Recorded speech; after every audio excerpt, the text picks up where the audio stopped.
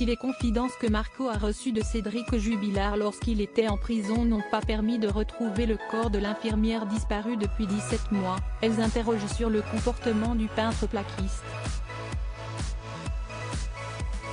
En 2021, un nouvel élément vient bousculer l'affaire Jubilard.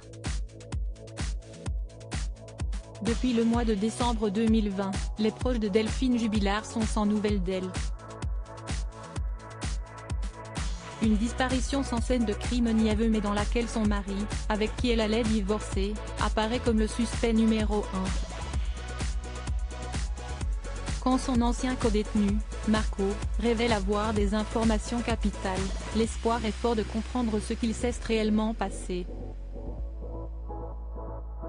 Il a noué une relation de confiance avec le peintre plaquiste en détention provisoire pour homicide par conjoint et a tenté d'en savoir plus, en espérant retrouver le corps de l'infirmière de Cagnac-les-Mines dans le Tarn.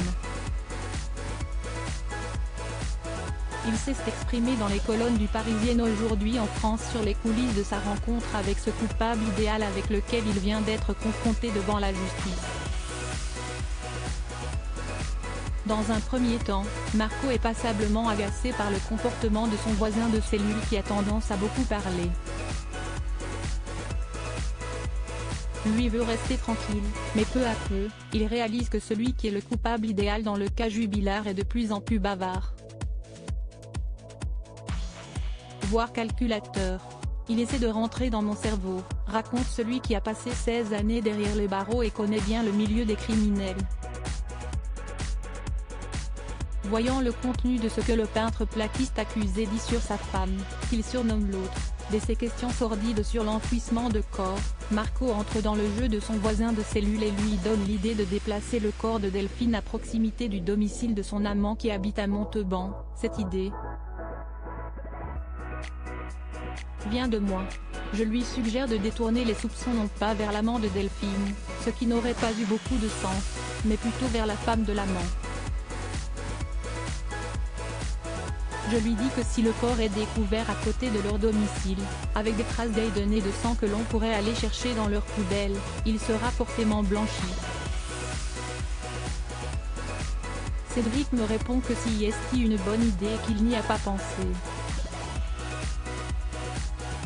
En participant activement aux discussions avec Cédric Jubilard puis en rapportant ses informations avec les autorités pénitentiaires, Marco, qui rappelle ne pas avoir bénéficié de faveur de la justice, veut permettre aux enfants de Delphine de savoir la vérité. Pour l'heure, les révélations n'ont pas permis de retrouver une trace de son corps.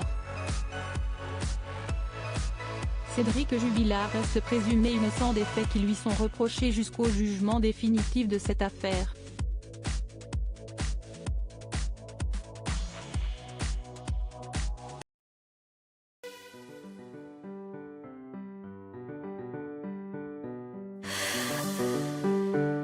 나